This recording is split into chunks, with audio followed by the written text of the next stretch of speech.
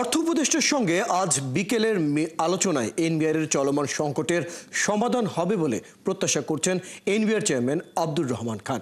প্রান্তিক জনগোষ্ঠীর খাদ্য নিরাপত্তা ও ভ্যাট নিয়ে সকালে ইআরএফ এর এক আলোচনায় তিনি বলেন, অর্থ বছরের শেষ সময় হওয়ায় রাজস্ব আদায়ের চাপ রয়েছে। এনবিআর সংস্কার ঐক্য পরিষদের চলমান আন্দোলনে রাজস্ব আদায় বাধাগ্রস্ত হচ্ছে বলেও জানান তিনি। বলেন, যে কোনো আন্দোলন দেশের জন্য হওয়াই ভালো। এ সময় তিনি আরও বলেন, জনগণের কথা চিন্তা করে সরকার খরচ কমিয়ে বাজেটের আকার ছোট করেছে এবং এই বাজেট ব্যবসা বান্ধব হবে বলেও জানান তিনি।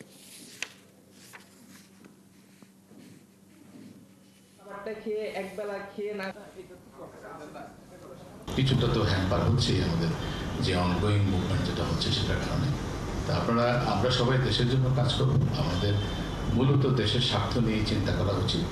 যে কোনো সংস্কার করি, যে কোনো আইন করি, যা কিছু করি, ইভেন আন্দোলন করি, সংগ্রাম করি, প্রত্যেকটাই আমাদের নিজেদের জন্য না হয়, যদি দেশের জন্য হয়, যেটা আমরা বিশেষ করে আমাদের ছোট ভাই বোনেরা এবং আমাদের ছেলেমেয়েরা যারা জুলাই বিপ্লবের মাধ্যমে তারা যে আমরা যেটা বলবো যে স্পিরিট আমাদের মধ্যে নিয়ে এসছে, সেই স্পিরিটটাকে ধরে রেখে দেশের জন্য কাজ করা। আমরা সবাই মিলে যদি কাজ করি, ইনশাল্লাহ আমরা একটা নতুন বাংলাদেশ সবার ঐকান্তিক প্রচেষ্টায় আমরা সেটা দেখতে পাবো। দর্শক, এনবিআর এর চলমান সংকট এবং এর নানা বিষয় নিয়ে কথা বলতে একটু বিস্তারিত কথা বলতে আমাদের সাথে আমাদের সহকর্মী রুহুল আমিন যুক্ত হচ্ছেন।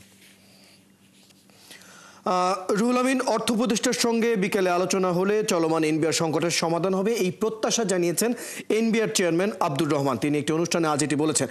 আপনার ওখানকার পরিস্থিতি আসলে কি বলছে?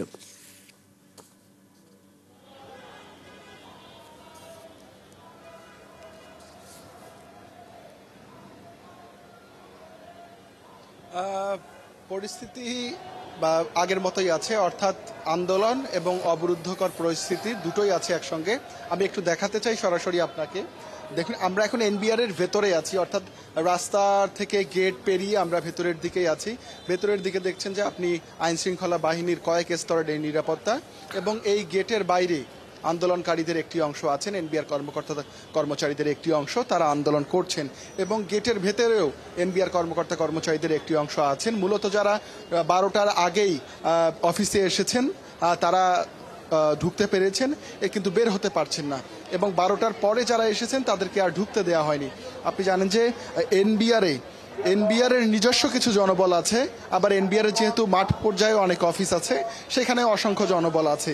তো আজকে আমরা দেখেছি এই অবরুদ্ধকর পরিস্থিতির কারণে এই রাজস্ব ভবনে যাদের দপ্তর, তাদেরও অনেকেও কিন্তু এই রাজস্ব ভবনে আজকে প্রবেশ করতে পারেনি।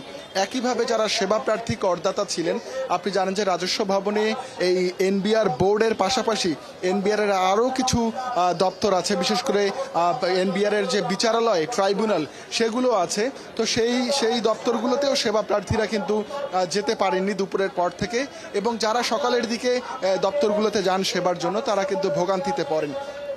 এই অবস্থা এখনও আছে, এবং 4টার দিকে এনবিআর এর এই আন্দোলনরত কর্মচারীরা একটি ব্রিফিং করবেন, এবং তারা আগামী দিনে তাদের কি কর্মসূচি হবে বা তাদের মনোভাব কি হবে সেটি তুলে ধরবেন।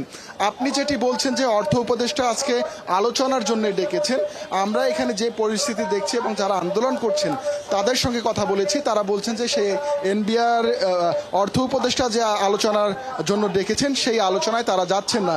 এটি অবশ্য তারা গতকালই সিদ্ধান্ত দিয়েছেন যে এনবিআর সংস্কার ঐক্য পরিষদ অর্থ উপদেষ্টার সঙ্গে আলোচনায় বসবে না।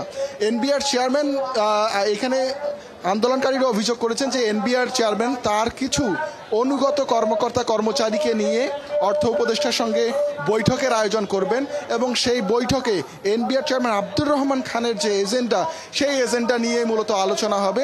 এই অভিযোগ এই আন্দোলনকারীরা করেছেন, এবং তারা স্পষ্টই বলছেন যে এই বৈঠকের সঙ্গে তাদের কোনো সম্পর্ক নাই, এই বৈঠকে তারা যাবেন না। এনবিআর চেয়ারম্যান আব্দুর রহমান খানকে অপসারণ না করা পর্যন্ত তারা অর্থ উপদেষ্টার সঙ্গে আলোচনায় বসবেন না, এই কথাগুলোই তারা বলেছেন। খুবই পরিষ্কার বিষয়টাই আসলে। ধন্যবাদ রুহুল আমিন রিপন সময়টুকু দেওয়ার জন্য। খবর রাখতে থাকুন।